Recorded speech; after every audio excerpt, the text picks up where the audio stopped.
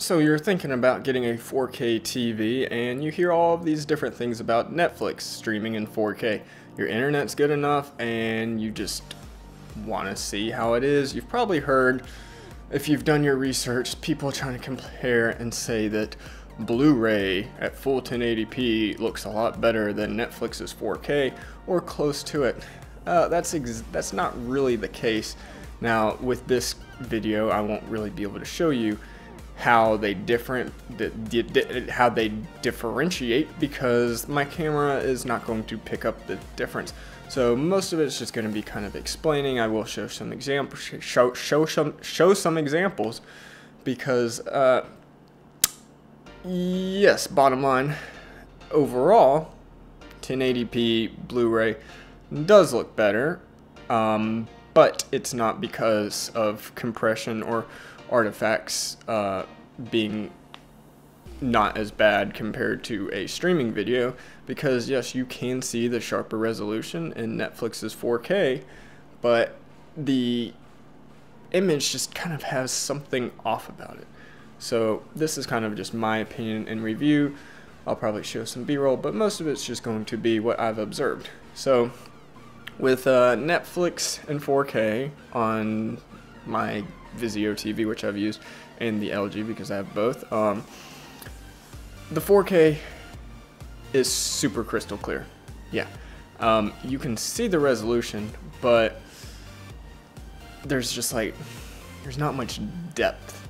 So it's hard to explain what I mean by that, but I use my PlayStation 4 as a Blu-ray player, and typically if I'm going to watch a movie that I just really want to see, I will go to Redbox and rent it on Blu-ray versus trying to stream it, even if the option is available on Netflix.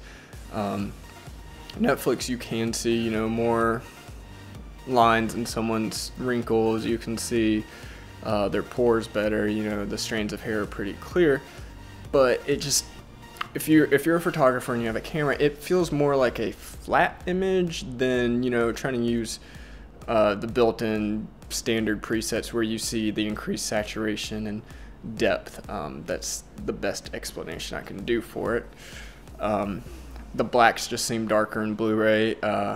Motion is just generally better because you're not streaming, so there's not really any hitching going on. You eventually get used to it, so it's not noticeable. So I'm not really going to say that as a con for streaming, but Netflix in 4K is very good for certain movies. The Ridiculous Six, I thought was kind of funny. I did watch it with a group of friends, so you know, movies typically are funnier when you watch comedies with friends versus by yourself, because then you feel like a maniac when you're just screaming and laughing out loud by yourself. Adam Sandler gets a lot of hate. I suggest watching it as like one of your first 4K movies if you do go ahead and go that route, because you can see some of the details. The image just isn't as like cinematic and crisp, but I would give it a shot. There isn't that much content though in 4K. I mean, if you're into all those TV shows, like I think they have The Blacklist on there. They definitely have Breaking Bad. They have House of Cards. You know, a lot of shows I haven't watched. So I don't know if paying the extra is worth it so far for me, just because I'm not really into TV shows. I prefer movies over shows. I mean, I have watched some shows. Fuller House and The Ranch are also in 4K, but they don't really benefit from that extra resolution. So I don't know if they were compressing and editing, but that's a side story. But the 4K isn't as bad as people make it out to seem.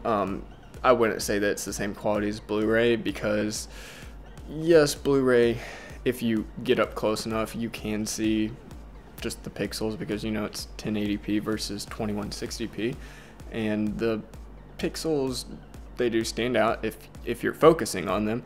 But other than that, like the colors, the action, less, I forgot what the term is for like little pixels around somebody if there's fast motion. You get kind of less of that, just because that bit rate is higher on Blu-ray. It's usually about 50 megabits per second, where Netflix maxes out at 15. It can be less just depending on the scene. I think they use a variable bit rate, but the just depth and look of it is just better in my opinion on Blu-ray, because I want to say it gives a 3D effect, but It seems more like a glass window where you're looking in, where, yeah, 4K on Netflix streaming, you can see all the details, but it just seems like, you know, they took this giant 3D image and they just kind of flattened it and you see a sharper image, where the Blu-ray is just kind of, you see different levels of like the scene. I really don't know if that makes sense to you guys, but you know, it's one of those things where you got to see for yourself. The Netflix app is pretty easy and straightforward. I mean, they have that section where you can go through watching 4K content. The 4K content on Netflix is clearer than YouTube 4K videos. So if that's the only thing you've experienced is watching a 4K video on YouTube and you're like, no, don't compare that, because the Netflix is a lot clearer, but you know, eventually 4K Blu-ray will definitely be the way to go. But there's been a lot of negativity I've heard about that, about them taking just 2K HD movies and then upscaling them to 4K, and it's not good because it's not native still. Like, that's complete bullcrap. But 4K on Netflix is worth it if you're really into TV shows. You can see the extra increase in pixels. I've even taken my cell phone and put it like right up next to the TV, and it looks almost like you took a screenshot if you're sending it to a friend. It's a good way to fool people, but the quality is definitely different than 1080p on Blu-ray.